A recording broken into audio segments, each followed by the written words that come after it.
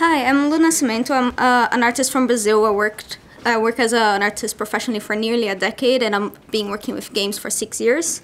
And I currently funded a game studio called Bunnyhug just last year. I'll be talking a bit about my art process and like how it is to have a tiny indie studio.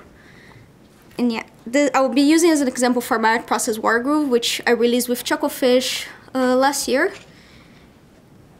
And my process when I started working on the game was really simple, and I was really lucky because I got to pitch the game with my colleagues, and once the game was accepted, I just started making art. I was the only one actually working on the game while the entire team was working on finalizing their other game, Starbound.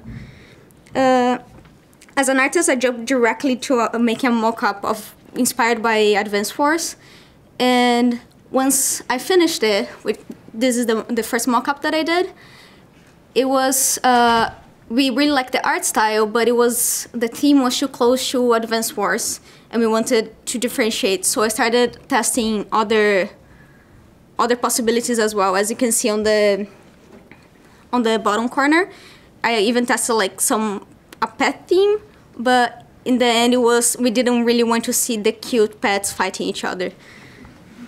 And then I also tested a fantasy theme, and that ended up being the one that we stuck with.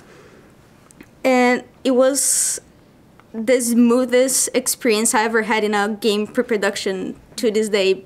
Maybe because I was working alone and the team was just really excited to see whatever I was coming up with, but it was not usual. It's definitely not usual.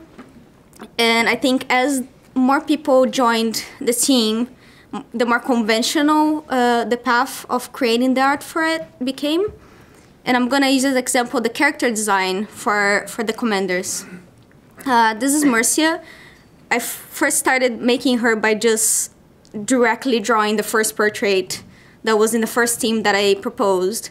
And it was all out of my head. I didn't think of anything besides that I wanted a really buff, happy woman to be like commanding the troops, and then I just adapted to the new theme, which was a fantasy theme for Wargroove. And then as the art progressed in the game, Mercia started looking a bit outdated compared to the other commanders, so I just updated, but the design was still the same. And I'm gonna compare this to Greenfinger, which was he came out of a desire to have a very wise character that was also old, and he belongs to a faction that is the complete opposite of it. They are called Florins, and they are cannibal plant people that are kind of aggressive, and that's all we know. From that, I started doing these really rough sketches of all the ideas that both me and the team had, and I kept like every new sketch I would send to them, and they would give me a new idea or a new feedback, and I would come and I would sketch again, and we would keep on that loop until we arrived to the final design of the character. That was him. That's Greenfinger.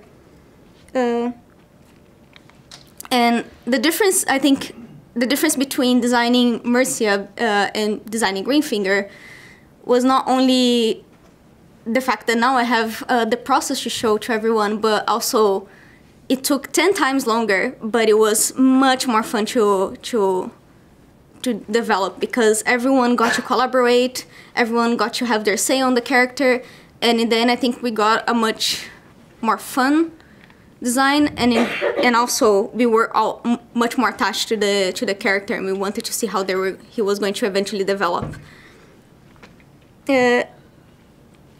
And I think that is the most traditional route of working with art for games is, at least on my experience. I worked, before this, I worked in freelance for roughly 5 years, and it was always like that. We would always bounce back a lot of sketches and a lot of ideas, and from feedback, anything in the game would be born, and that's how Wargroove was after we became a team of roughly 5 people. And yeah, and while working on Wargroove, I felt like I had the chance to dabble in several different art fields. I was doing UI, 2D asset making. I was animating. And Wargroove in particular has hundreds of thousands of individual animation frames. Our programmer once did a calculation, but I forgot about the exact number. And I even got the opportunity to do UX and game design because Chucklefish was always about everyone being able to have their say and collaborate on every single part of the game. So that was really fun. But that definitely did not prepare me to the adventure that it is funding a tiny, really tiny game studio.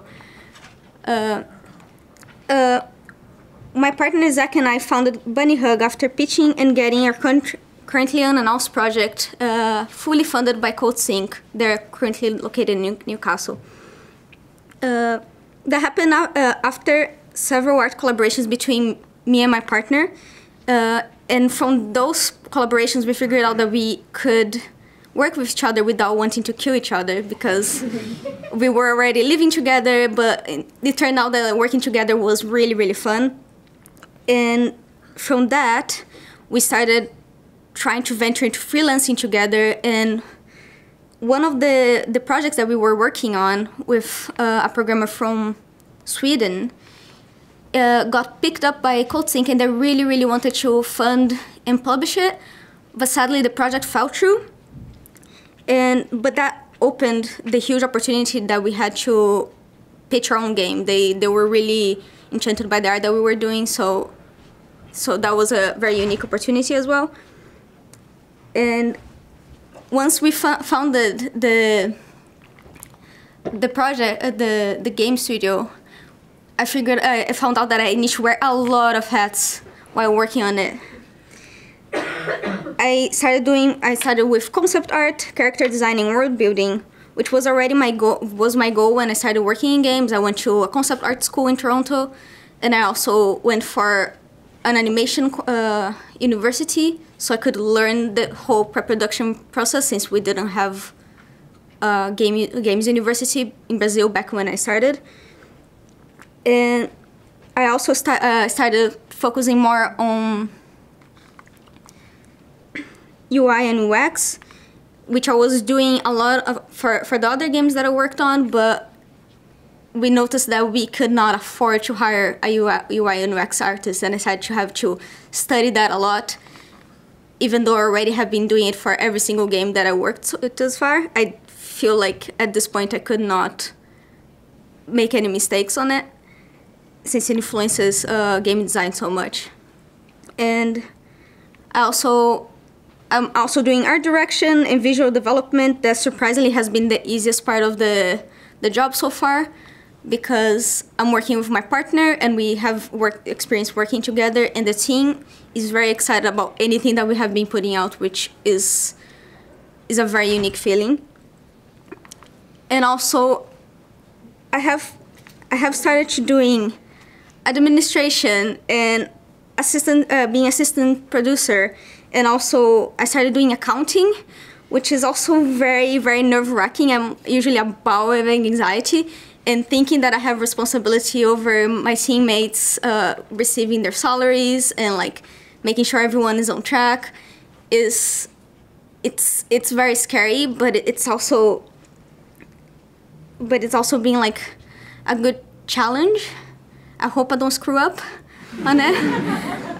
I'm trying to do my best so far, and we also been trying to make the culture of the studio as easy to deal with as possible. I think one thing that I brought from working at Chucklefish was the fact that it was a very flat hierarchy. Everyone had their say on everything. Everyone received the same salary. Everyone was really happy working on the games, and they were really passionate about their games.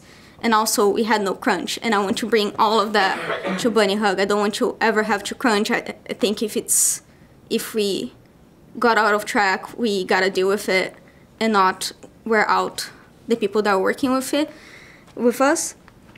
And we're just getting started. We have the studio for roughly a year and a half. We are only 4 people, plus a freelance musician, which we're really lucky to have.